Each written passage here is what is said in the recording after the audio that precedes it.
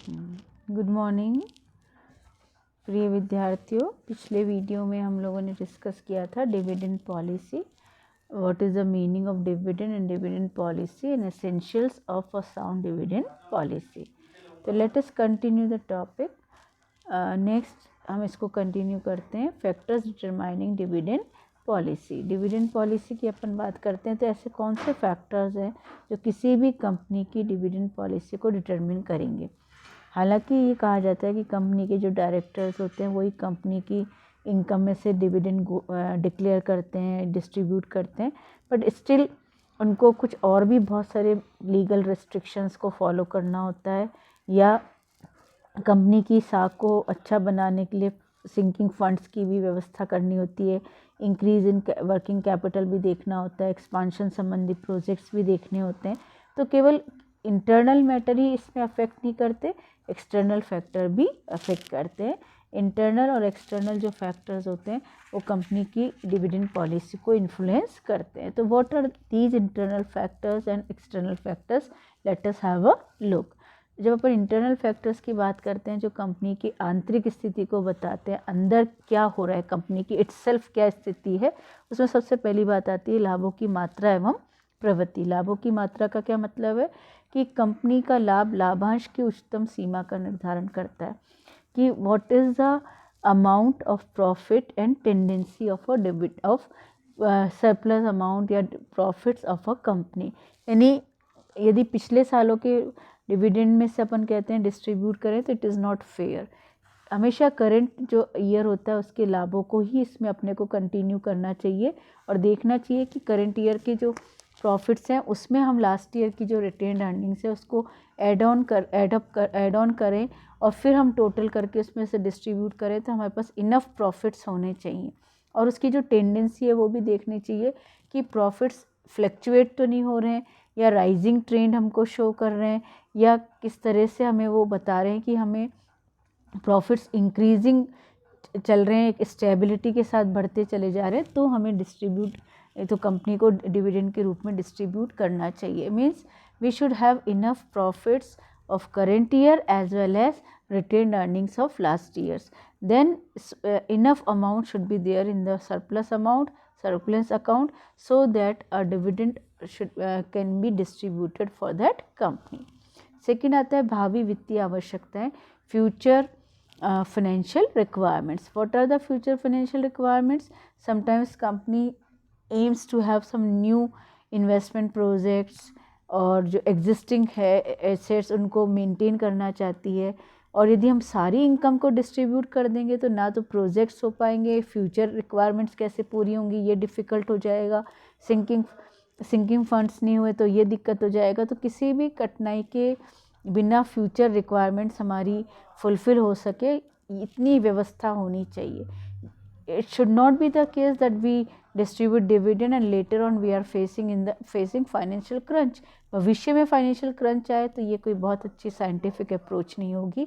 तो we should have a security of a safer side for the how to fulfill for future financial requirements. इसको भी हमें ध्यान में रखना चाहिए। तीसरी बात आती है कोषों की तरलता। कोषों की तरलता क्या है कि जितना ज़्यादा हमारे पास लिक्विडिटी होगी हम we can pay some amount in terms of dividend. If we do not have liquidity तो लिक्विडिटी नहीं होगी तो हम क्या करेंगे। लिक्विडिटी होना बहुत मस्ट है। जब लिक्विडिटी नहीं हो तो कंपनी कैन डिस्ट्रीब्यूट स्टॉक्स और in terms of bonus shares. जो एग्जिस्टिंग शेयर होल्डर्स हैं उनको हम बोनस शेयर्स दे सकते हैं और we can maintain the funds of a company. So it depends on the liquidity of the funds. And fourth comes सरकार की आर्थिक नीति, economic policies of the government, not only the fiscal but monetary, industrial, commercial, labor, fiscal policy, all existing export import policy of the company. These are some economic policy influencing the working of any corporate sector or any economic unit. तो यदि government कहती है कि नहीं monetary policy के through bank rate में वृद्धि कर दी जाए तो in its turn commercial bank भी क्या करेंगे, रेट ऑफ इंटरेस्ट को बढ़ा देंगे। तो उससे क्या होगा कि यदि डिविडेंड आपने डिस्ट्रीब्यूट कर दिया तो फ्यूचर जो फाइनेंशियल बेनिफिट्स हैं, फाइनेंशियल रिक्वायरमेंट्स है, वो कंपनी बैंकों से नहीं ले पाएंगी और उनको इंटरनल सोर्सेस पर डिपेंड रहना पड़ेगा और लाभांश दर में कमी आ जाएगी। तो डिपेंड करता है गवर्नमेंट की जो पॉलिसीज़ हैं वो किस तरह की है, वो हमारे लिए फेवरेबल है या नॉन फेवरेबल है, या स्ट्रिक्ट है या स्ट्रिंजेंट है, ये सारी स्थिति हमारी आ जाती है। फिर नेक्स्ट आता है नियंत्रण, कंट्रोल कैसे किया जाए। कंट्रोल, कंपनी को ये भी ध्यान रखना चाहिए कि फाइनेंशियल जो रिक्वायरमेंट्स है वो कैसे कंट्रोल कंपनी के उस पर किया जाए कि कंपनी यदि कंट्रोल बनाए रखना चाहती है, जो एग्जिस्टिंग शेयर होल्डर्स हैं, एग्जिस्टिंग शेयर होल्डर्स का कंट्रोल ही रहना चाहिए, नए शेयर होल्डर्स नहीं बनाना चाहती है कंपनी, तो कंपनी क्या करेगी कि उसके डिविडेंड को डिक्लेयर नहीं करेगी। और यदि चाहती है कि नहीं नए डिवेंचर होल्डर्स भी हो सकते हैं, नए इकोनॉमिक शेयर होल्डर्स भी हो सकते हैं, तो कंपनी नए और बोनस शेयर्स भी, नए शेयर्स भी डिस्ट्रीब्यूट कर सकती है। तो कंट्रोल कैसे मेंटेन किया जाए, how a company can have control और the management group can have control over the company. तो नए शेयर होल्डर्स को नहीं बनाना चाहती है तो डिस्ट्रीब्यूट कर सकती है, और नए बनाना चाहती है तो कंपनी हो सकती है कि नए बोनस शेयर्स भी इशू कर दे और नए शेयर्स भी इशू कर दे और डिविडेंड भी डिक्लेयर कर दे। ये कई चीज़ें हैं कि बोनस शेयर्स इशू किए जाएं या डिविडेंड डिस्ट्रीब्यूट किए जाएं। डिविडेंड डिस्ट्रीब्यूट करने से नई पूंजी जब इसको इशू करेगा तो नए शेयर होल्डर्स हो जाएंगे, और डिविडेंड डिक्लेयर नहीं करके एग्जिस्टिंग कोई बोनस शेयर्स इशू कर देगी तो कंपनी, इसका मीनिंग होगा कि कंपनी नए शेयर होल्डर्स नहीं बनाना चाहती है। तो ये कंट्रोल पॉलिसी भी हो सकती है कि जो बोर्ड ऑफ डायरेक्टर्स हैं, जो मैनेजमेंट जो स्ट्रेटा है वो क्या चाहता है, किस तरह के कंट्रोल कंपनी पे बनाना चाहता है। ये सब इंटरनल फैक्टर्स हैं। When we talk about external factors, external factors में पहला आता है पूंजी बाजार में संस्था की पहुंच, यानी what is the approach of a corporate sector in capital market, यानी उसकी कितनी अप्रोच है कैपिटल मार्केट में। यदि कंपनी को बहुत इजी है कि नहीं वो कैपिटल इशू कर सकता है, तब तो उसको कोई दिक्कत नहीं है डिविडेंड देने में। पर यदि उसकी मार्केट में वीक फाइनेंशियल पोजीशन है और पहुंच नहीं है तो वो लाभांश का भुगतान नहीं कर पाएगी, क्योंकि उसे फ्यूचर फाइनेंशियल रिक्वायरमेंट के लिए कैपिटल मार्केट से फंड्स प्राप्त करने में दिक्कत होगी, और लिक्विड नहीं होगा तो भी उसकी, यदि उसकी पहुंच अच्छी होगी तो वो कोष हो या ना हो वो डिविडेंड डिक्लेयर कर सकता है, क्योंकि कैपिटल मार्केट से पूंजी प्राप्त कर सकता है। तो कॉरपोरेट सेक्टर में एक बहुत इंपॉर्टेंट पॉइंट होता है कि कैपिटल मार्केट में उसकी स्थिति क्या रहती है। फिर आता है वैधानिक प्रतिबंध। वैधानिक प्रतिबंध का मतलब legal requirement, legal restrictions. Legal restrictions का मतलब होता है कि वैधानिक ढांचे एवं प्रतिबंधों के अनुरूप उसको कैसे तैयार किया जाए। कंपनी अधिनियम की धारा क्या कहती है, 205, लाभांश का भुगतान डिप्रिसिएशन चार्ज करने के बाद ही होना चाहिए, चालू वर्ष के लाभों के आधार पे होना चाहिए, लाभांश पूंजी में से नहीं चुकाए जा सकते, कंपनी लाभों का संचयों में हस्तांतरण नियम 1975 के अनुसार लाभांश की घोषणा अथवा भुगतान से पूर्व मूल्यह्रास का आयोजन करने के पश्चात लाभ का एक निश्चित प्रतिशत 10% संचयों में हस्तांतरित करना आवश्यक है। यानी हमें हमेशा अपने प्रॉफिट का 10% रिजर्व्स में ट्रांसफ़र करना जरूरी है। तीसरी बात आती है ऋण अनुबंधों में लगे प्रतिबंध।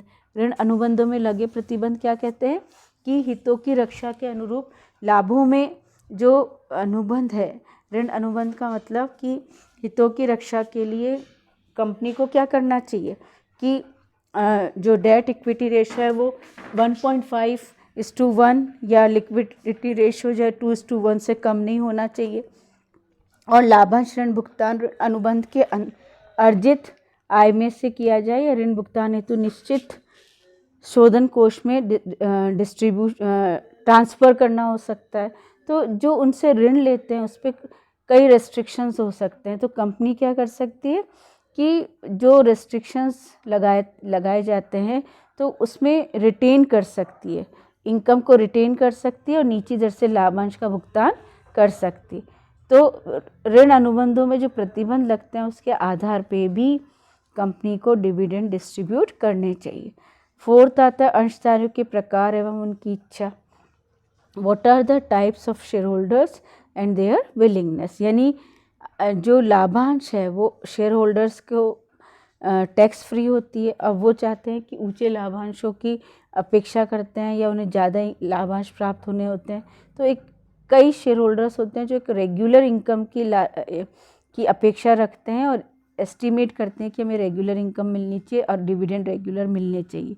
पर कुछ होते हैं हायर इनकम ग्रुप के शेयर होल्डर्स, वो सोचते हैं कि हमें बोनस अंश मिल जाए तो ज़्यादा अच्छा होगा। तो दोनों तरह के शेयर होल्डर्स होते हैं। तो जो हायर इनकम ग्रुप के शेयर होल्डर्स हैं वो तो रिटेन करने में बेनिफिट फील करते हैं, और जो लोअर इनकम ग्रुप के शेयर होल्डर्स होते हैं वो उनको एक रेगुलर इनकम की उम्मीद होती है, वो चाहती है हमें एक रेगुलर इनकम मिले। तो इस तरह से जो शेयर होल्डर्स होते हैं उनकी विलिंगनेस के अकॉर्डिंग भी कंपनी को डिविडेंड डिक्लेयर करना चाहिए। एंड लास्टली टैक्स नीति या टैक्सेशन पॉलिसी, यानी गवर्नमेंट की जो टैक्स नीति होती है वो भी डिविडेंड डिसीजंस को इन्फ्लुएंस करती है। निगम की आयकर की उच्च या निम्न दरों से संस्था की कर के पश्चात की आय प्रभावित होती है। इससे अंशधारियों में लाभांश हेतु वितरण योग्य राशि कम व ज़्यादा हो जाती है, जिससे लाभांश की दरें भी प्रभावित होती है। यानी जो टैक्स रेट है उससे, यदि टैक्स रेट बहुत ज़्यादा हाई है तो रिमेनिंग इनकम ही कम रहेगी जिससे कि डिस्ट्रीब्यूट किया जा सके, और यदि टैक्स रेट कम होती है तो डिविडेंड के लिए प्रॉफिट भी ज़्यादा बच जाता है। तो it depends on taxation policy कि गवर्नमेंट टैक्सेस कितनी रेट से इम्पोज कर रही है और कंपनी के पास लेफ़्ट ओवर अमाउंट कितना होगा जो कि वो शेयर होल्डर्स को डिस्ट्रीब्यूट कर सके। और कई बार क्या होता है कि कुछ दशाओं में एक सीमा से बाहर डिस्ट्रीब्यूट करने पर भी गवर्नमेंट भी उस पर रेस्ट्रिक्शन लगा देती है, तो फिर कंपनी बियॉन्ड जो पॉलिसी है या बियॉन्ड रेट्स है उसके बियॉन्ड जा कर के डिविडेंड डिस्ट्रीब्यूट नहीं कर सकती है। Okay fine.